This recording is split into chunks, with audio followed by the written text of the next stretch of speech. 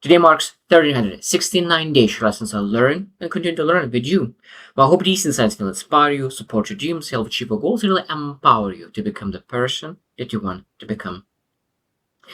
Today I was reflecting on my years and the people that I connect with, and I was thinking, okay, who had the best life for themselves, and who didn't had the good circumstances? Because I was thinking that even the most beautiful flower that put in the wrong environment could not flourish. And I think about people that as flowers. That when I think about the flower that really was not able to bloom, a lot of times I think about the environment. And I think that I remember one of my friends that I met in Atlanta, Georgia, and he was in jail for 26 years for the thing that he didn't do. That's insane when I think about it. He went to jail when he was 36 and came out of jail when he was 62. His prime years was spent in jail. It's hard to comprehend what things needs to go through in your mind when you're sitting in a jail for so long for the things that you never did.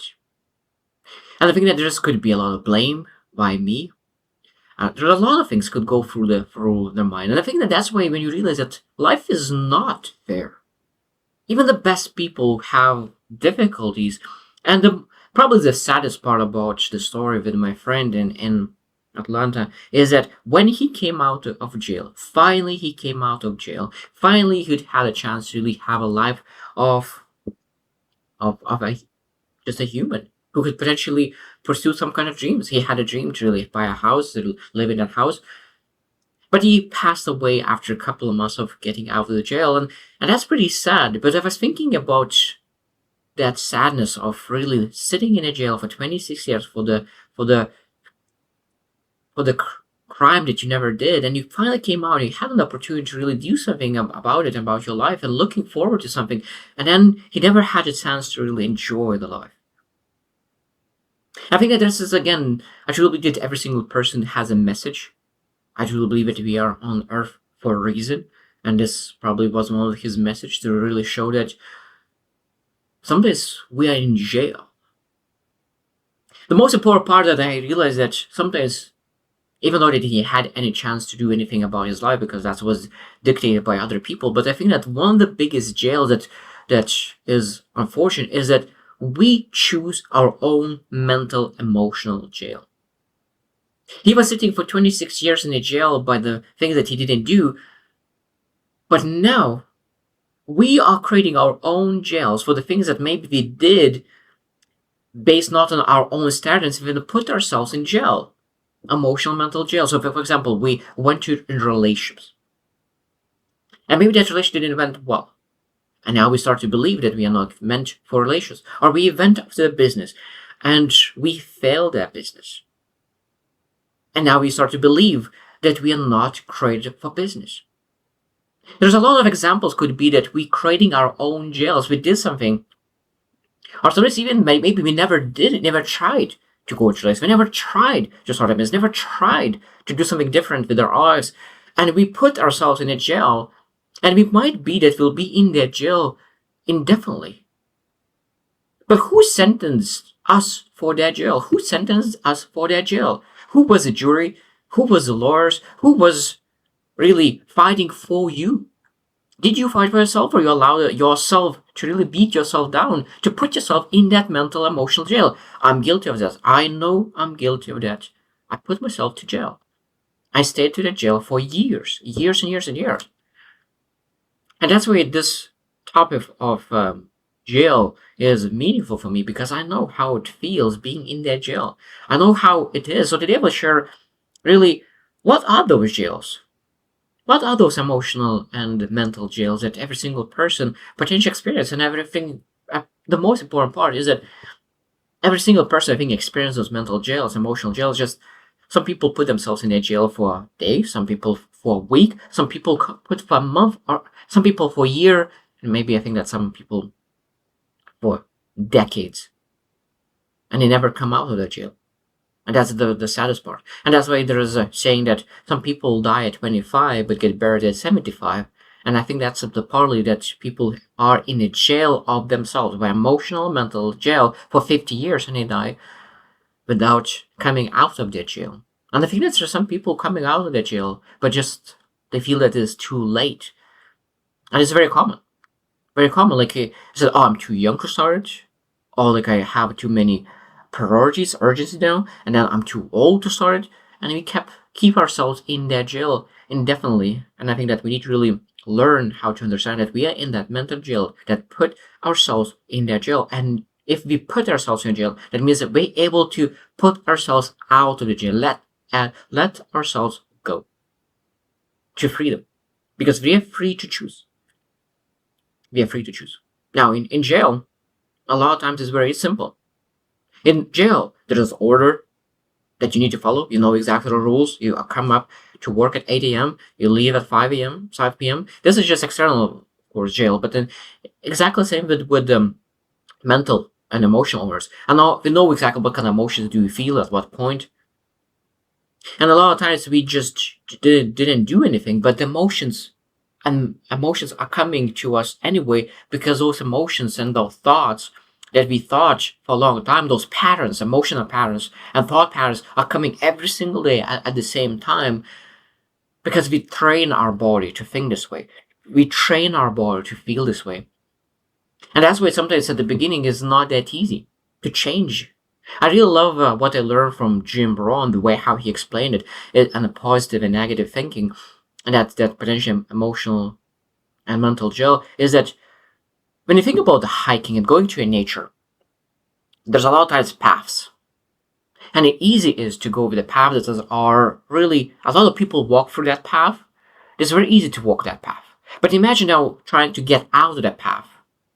It will be difficult. It might be that the grass will be high, so it will be very uncomfortable to go a new path. But imagine that you really went out of the path, and now you went into, and that new path that you start walking is very, very hard, very uncomfortable. But you start walking that new path that's very uncomfortable one time, second time, third time, fourth time, fifth time. What happens to that path that was very, very uncomfortable for the first time? What happens? It creates a new path. The grass disappears. There's grass where there's no more, and you're able to go that path, and it becomes more and more and more and more comfortable. And that's exactly what happens with emotional jail. When we get stuck in working one path, one thought process, one emotion that we're going through, and it's familiar and comfortable, and we're walking that path. But sometimes we need to really remove ourselves of that jail, of that path, and say, like, yeah, I know it will be uncomfortable. I know it will be unfamiliar. I want to go back to the old path, but I'm trailing that. I'm trailblazer. I'm blazing a new trail, a new path for myself. And when you know that first time will be difficult, when you know that second time will be difficult, when you know that you will question your paths, and you say, oh, like, that path is much more familiar, so probably this is for me. No, familiarity is not what is for you. That is jail that we set to ourselves, that we put ourselves in that jail. And what we need to do is need to feel uncomfortable, put ourselves through that new path, and really set ourselves free.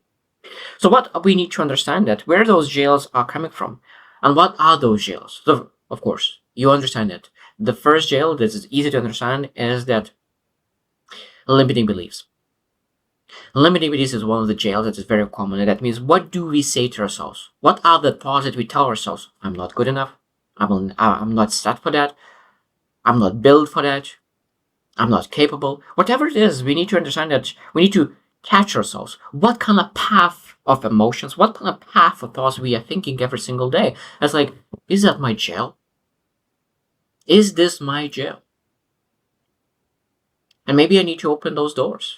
No one locked those doors. And that's the most important part, that we don't need to run for the jail, because doors are open. We locked ourselves in. And we just need to open the doors and really get out. And I really love that about the negative thoughts and positive thoughts, our limiting beliefs and positive beliefs and negative beliefs, is that you're not able to think two contradictive thoughts at the same time. So you're not able to be positive and negative at the same time. So knowing that if you have a negative belief, you are feeling that you're in a jail, what it means, we need to really transform that and really move in a positive. And the more we do that, the more comfortable it feels. Because again, this is a part of really trailing a new path. So it might be feeling uncomfortable to really think differently. It could be feeling uncomfortable to really have a positive thought, even though that your body wants to feel negative, but your thought is thinking, I want to be positive. I want to change. And I think that after a while, we're able to really start feeling more and more comfortable, as I share that. Second thing that is the jail of emotional suppression. I think this is very common, especially for men, that you can't feel anger, you can't feel grief, you can't feel this one, you can't feel this one, you're not supposed to feel this way. And if you say that I shouldn't feel this way, that's probably one of the ways to disaster. I think the one we're supposed to do is we need to first accept what we're feeling. And when we accept what we're feeling, at that moment, we're able to get out of the jail. Because when we resist, it persists. I really love that. When you resist, it persists. So that means when we're able to accept this is how we feel, but we need to, again, one of the best way to get out of the emotional jail is being able to really point out exactly how you feel. So we need to be wise and knowledgeable about our emotions. So that means that wisdom, our emotions, is coming from awareness. So being able to really reflect and educate ourselves on ourselves. And when we know ourselves, it's much easier to really get out of that emotional suppression and really start to be emotional aware and allow ourselves to feel. Because what I used to do, I used to just numb emotions. And I used to feel that that I'm strong. Because I'm calm. I don't feel. But I realized that not numbing your emotions is not strength. It's a weakness. What is strength is calmness that is coming from emotional regulation, not from emotional numbness. And what you need to call what is strength, what is true strength, because that's why what looks like gold, not always gold. And calmness that looks like gold could not be gold. If a calmness comes from emotional numbness that will come out sooner or later, that is not gold. Gold is being able to really understand your emotions, accept those emotions, and go through those emotions. That at that moment, because you are so aware, and because of that, you are calm. That is gold. The third thing that I think that we put ourselves is the jail of guilt and shame. And the things that I share is the jail that I have put myself. That's why I believe that if I've been in that jail, I think there's other people in that jail as well. I put the guilt and shame for the mistakes I did. I was embarrassed. I didn't do the way how I wanted to. I mistreated people, even though there was no intention. I failed to do the right thing. And because of that, I carried those shame and guilt for a long time. And I thought, okay, I will never do that again. And I think that we need to really learn how to forgive ourselves. Like shame and guilt is that there was a reason put ourselves in that jail. There was a reason. But again, this is again the question: how long do you want to live in that jail? So if you did something bad, okay, put yourself in that jail for a week until you reflect what you did wrong and really forgive yourself. We need to be able to forgive ourselves because again, if we constantly keep ourselves in that guilt and shame. And guilt and shame is a negative emotions, negative thoughts. That means that we're keeping ourselves in negative emotion, negative thoughts. It's very hard to execute on the vision when we are in negativity. So what we need to do, we need to forgive. We need to be grateful for the lesson that we learn of those mistakes. It's not easy. I didn't say that it's easy, but it's valuable to transition from guilt to gratefulness, to positivity, that leads to better attitude, that leads to better action, and of course, better results towards that vision. Number 4 is the jail of fear. I think this is like a jail of fear is very, very common. I think that majority of people are in that bucket of jail of fear. And as some people are, again, this is part of some people are never come out of that jail. This is the jail that some people never come out.